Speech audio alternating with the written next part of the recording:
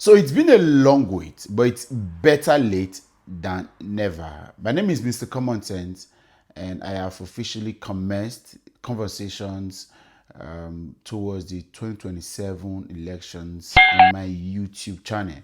If you are seeing this video, pardon the couple of errors you are going to see in making this video. Is one of my very first of my YouTube series, having elongated, deepening conversations beyond the tidbits and noodles effect kind of videos that we put out. We've noticed that a lot of these videos do not do justice to all of the conversations, and it make us look like as though we just dwell on the problems and we do not offer specific solutions. So we are doing this to see how we can encourage wider conversation, deepen the conversation actually, and let people know how to solve these problems. Because if all we talk about are the problems and we do not bother about the solutions, then we are not even doing anything specifically. So beginning of the beginnings, we'll be talking about how Bola Ahmed Tinubu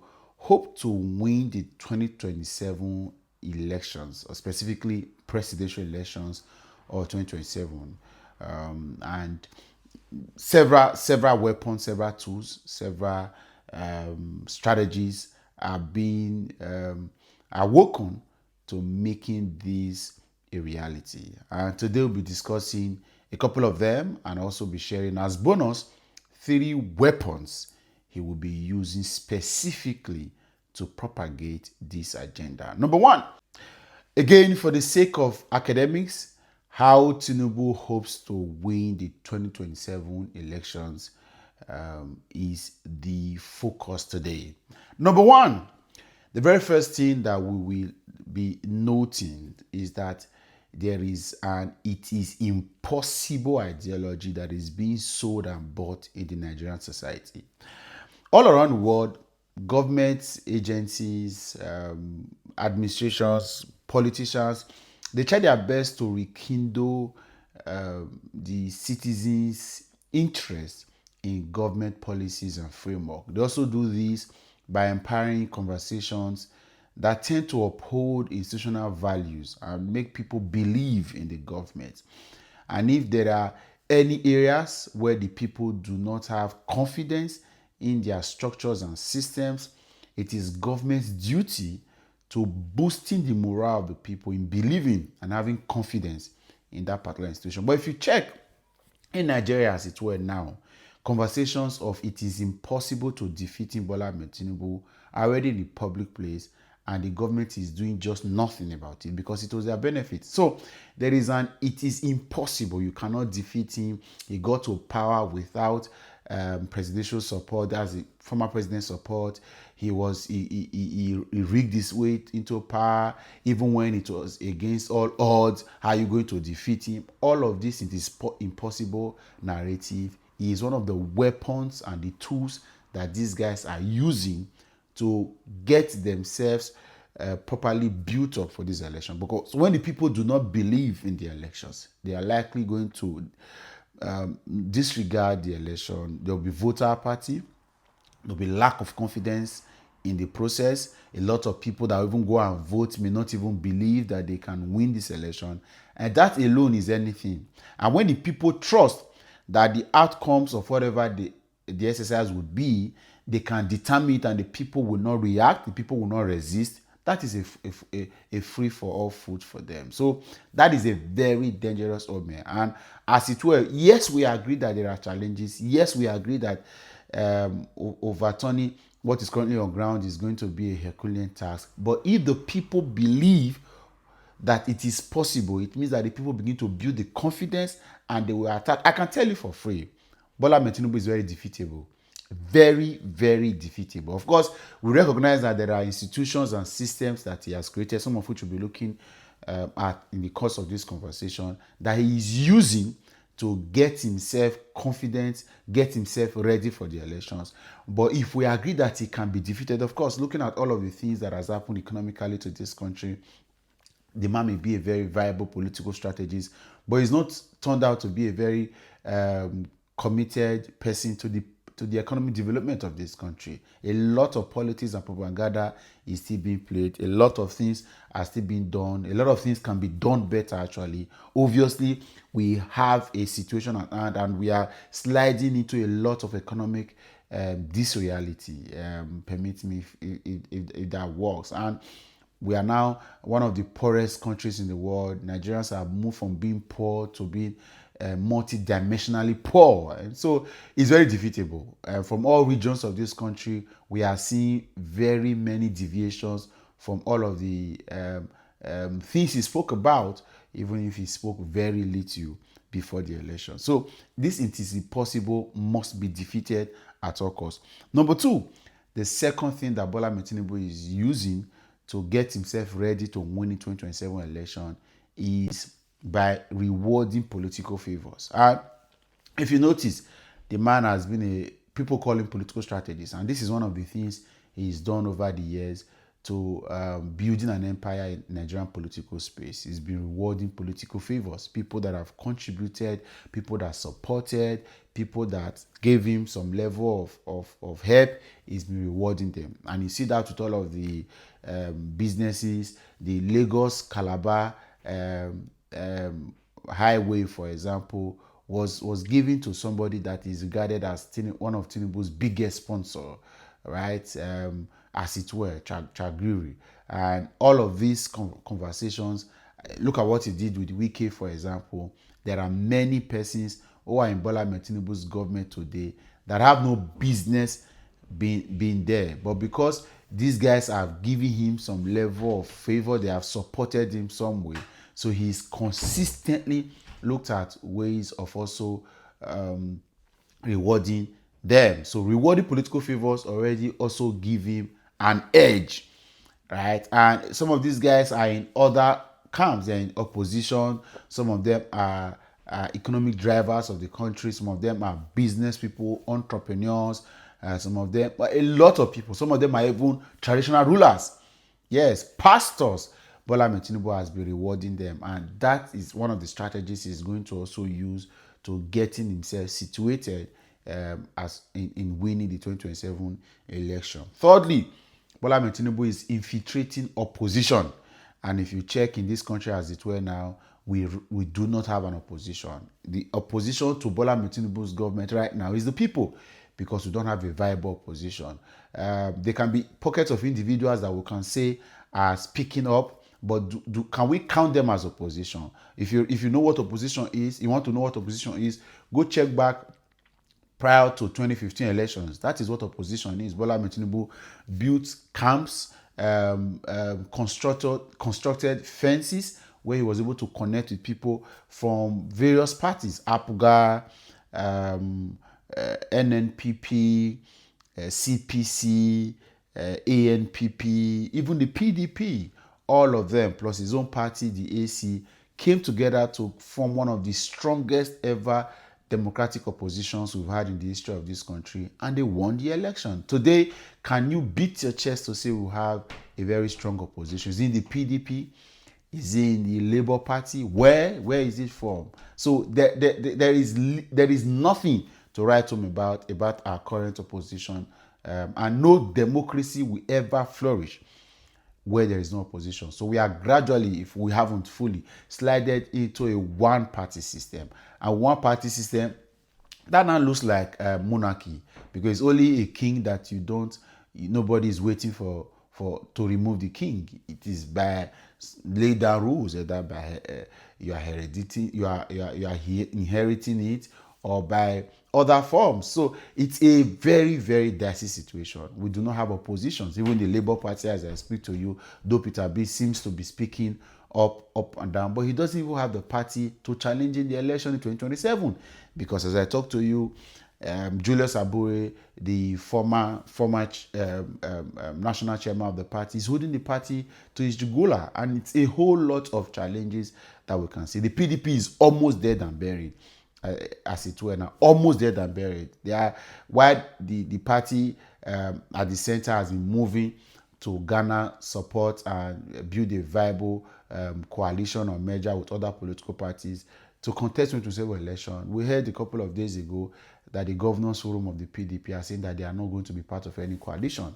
And as I talk to you now, there are conversations in the public place of about 4 PDP governors defecting to the All Progressives Congress. And just a couple of hours ago, we heard that the Delta State governor has begun that quest already, and he's now defected to the. And guess what? He defected with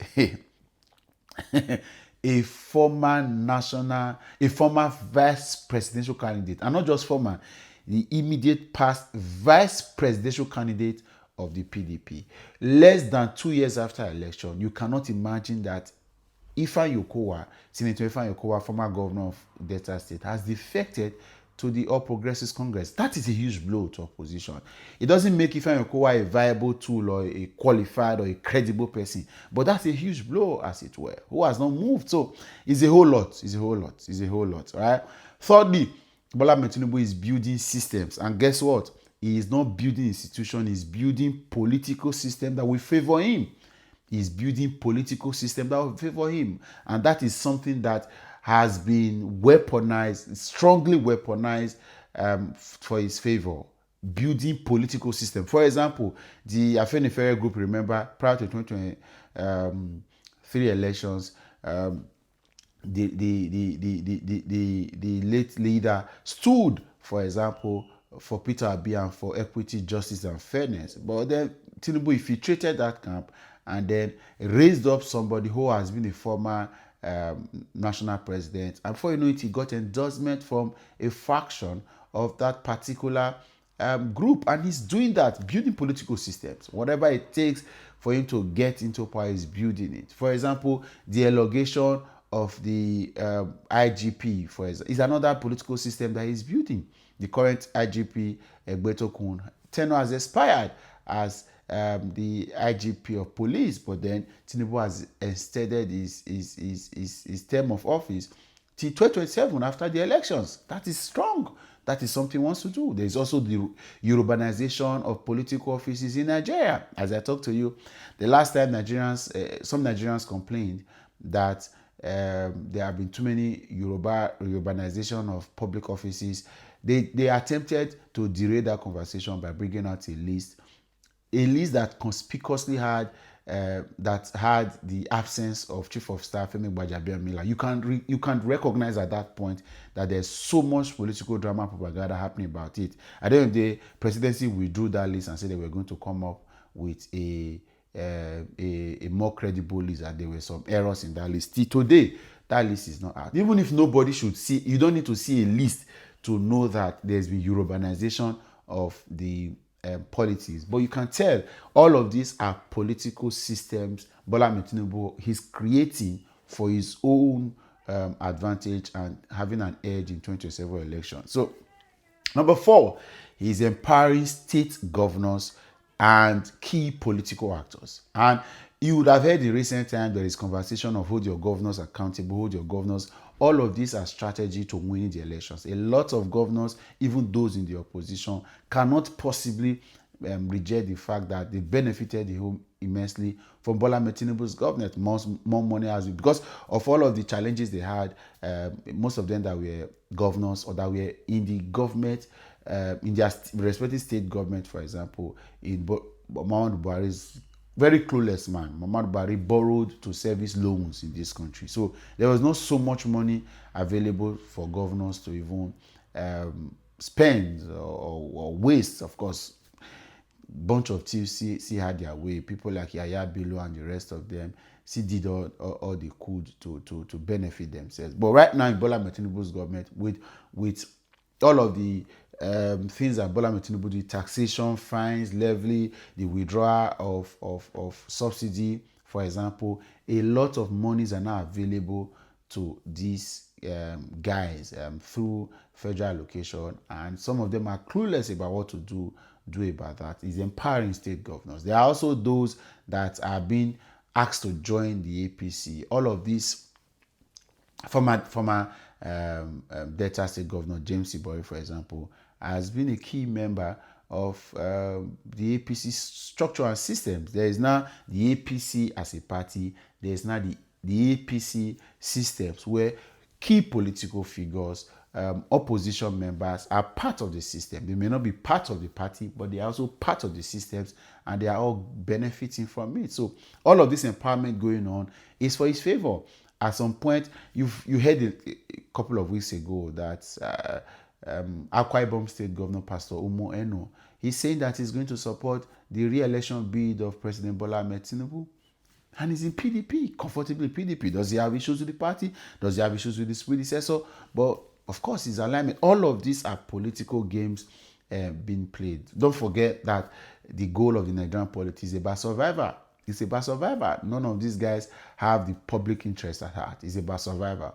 While they campaign or support the president in turn ensure that they are re-elected into office. Because of course in Nigerian politics, your second term in office endorses the fact that you are a viable political influence, and so that gives you a chance to also anoint a successor for yourself and enjoy a lot of more benefit. Most government in Nigeria do not do anything by second term. Presidents, governors, a lot of them do nothing, because immediately they win re-election bid to becoming governor for the second term, the next goal just after a couple of months is to start to build political tension around who is going to succeed them, and that is all they do till they get into office. All they do till they get to office. I go check me, fact check me, go around and see how many state governors actually are putting the work that they put in their first term. Every attention now begins to turn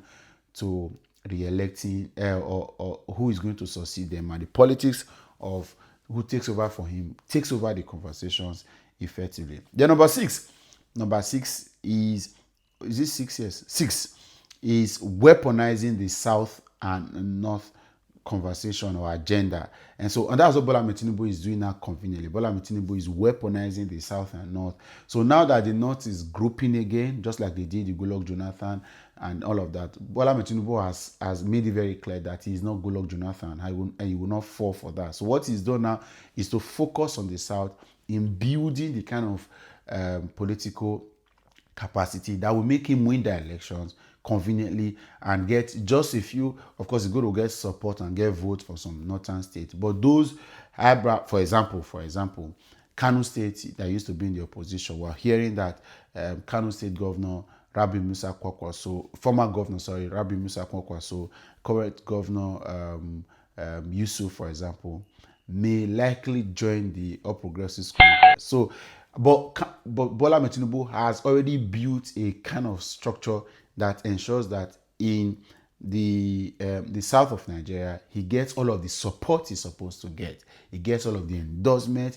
He has to put the South in the pocket. And so just in case whatever happens from the North, he will just need just a pocket of influences to pull the trigger to get him to be re-elected. But he's weaponizing the North and South agenda.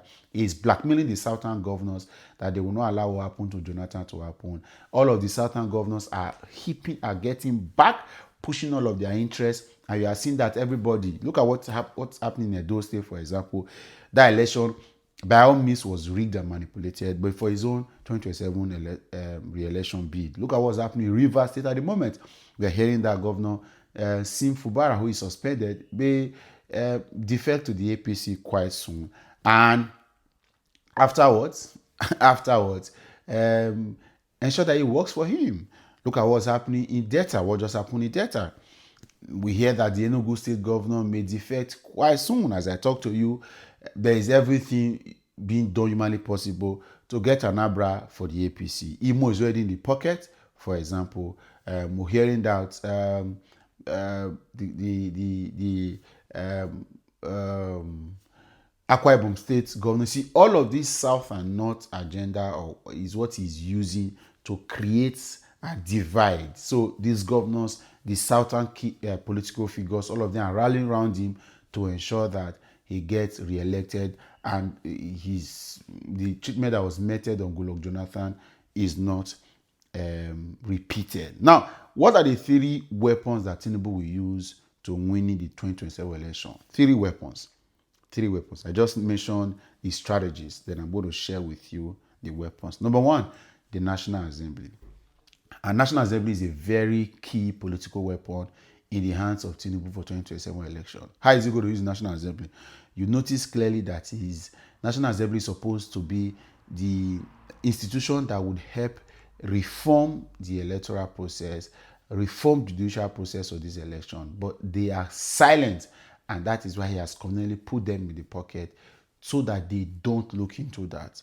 And no matter what anybody is saying now, if we don't review the electoral act as amended 2022 as amended, there is nothing anybody will do in standing a chance, again not winning, standing a chance to competing for the 2027 elections against Mr. President. If we don't, so National Assembly is supposed to be that very important institution that should help Nigeria relook into the Electoral Act, remove the ambiguity, look back at ensuring that the beavers and IRF as the tools that have been brought in for the elections to help make elections easier are mandatory in the processes of collation,